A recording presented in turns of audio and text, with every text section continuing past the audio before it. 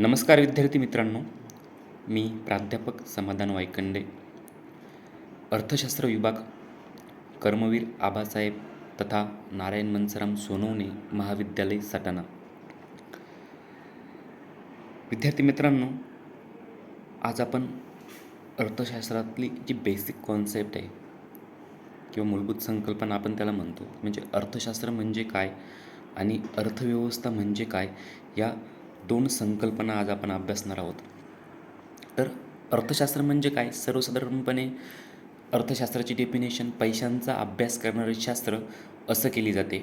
परंतु जर अर्थशास्त्र या शब्दावर जरा विचार केला किंवा थोडासा अभ्यास केला तर आपल्याला लक्षात येईल की अर्थशास्त्र म्हणजे फक्त पैशांचाच अभ्यास नव्हे, तर अर्थशास्त्र म्हणजे मानवी व्यवहारांच्या आर्थिक बाजूंचा अभ्यास म्हणजे अर्थशास्त्र होय, अशी अर्थशास्त्राची व्याख्या केली जाते. तर मानवाचे आर्थिक व्यवहार कोणकोणते असतात? तर पहिले ते तुमचं उत्पादन असेल, त्याच्यानंतर विभाजन असेल, विनिमय असेल, उपभोग असेल. हे 4 व्यवहार हे मानवाचे आर्थिक व्यवहार असतात आणि अर्थशास्त्र या 4 घटकांमध्ये सुरू होतं आणि 4 घटकांमध्ये संपत असतं. मग उत्पादन जे काही असतं, उत्पादन करत असताना आर्थिक घटकांची गरज पडते, तिथं आर्थिक व्यवहार होतात. किंवा विभाजन करत असताना किंवा डिस्ट्रीब्युशन करत असताना सुद्धा आपल्याला आर्थिक घटकांची गरज आपल्याला भासत असते. त्याच्यानंतर विनिमय, ज्यावेळेस एक्सचेंज आपण त्याला म्हणतो, वस्तू खरेदी करतो आपण, तिथं विनिमय होतो, तिथं पैशांची आवश्यकता असते किंवा आर्थिक घटकांचा सुद्धा तिथं आधार घ्यावा लागतो. चौथी गोष्ट आहे उपभोग. मग ज्यावेळेस आपण वस्तूचा उपभोग घेतो तिथं सुद्धा पैशांचा संबंध येत असतो किंवा आर्थिक घटकांचा संबंध तिथं येतो. तर एकंदरीत अर्थशास्त्र म्हणजे काय? तर उत्पादन असेल, विभाजन असेल, विनिमय असेल, उपभोग असेल, हे जे काही आर्थिक व्यवहार असतात, या आर्थिक व्यवहारांचा सूक्ष्मपणे अभ्यास म्हणजेच तुमचं अर्थशास्त्र होय, अशी डेफिनेशन आपल्याला सांगता येईल. आय थिंक तुम्हाला अर्थशास्त्र म्हणजे काही संकल्पना समजली असेल. आता आपण बघूया की अर्थव्यवस्था म्हणजे काय.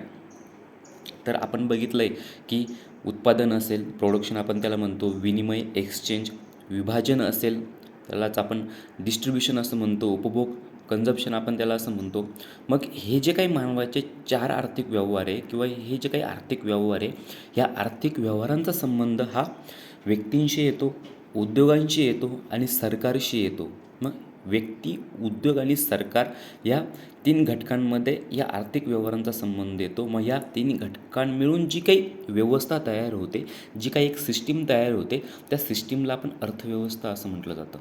प्रत्येकदा लक्षात घ्या, उत्पादन, विनिमय, विभाजन आणि उपभोग हे जे काही आर्थिक व्यवहार आहे, या आर्थिक व्यवहारांचा संबंध हा व्यक्ती, उद्योग आणि सरकार या घटकांशी येतो. मग या घटकां मिळून त्या आर्थिक व्यवहारांची जी काही व्यवस्था तयार होते, त्या व्यवस्थेला आपण अर्थव्यवस्था असं म्हटलं जातं. आय थिंक तुम्हाला अर्थशास्त्र म्हणजे काय आणि अर्थव्यवस्था म्हणजे नेमकं काय, या दोन्ही संकल्पना व्यवस्थित समजलेल्या असतील. पुढच्या लेक्चरमध्ये आपण बघूया जी अर्थव्यवस्था आहे, या अर्थव्यवस्थेचे प्रकार सविस्तरपणे बघता येतील. धन्यवाद.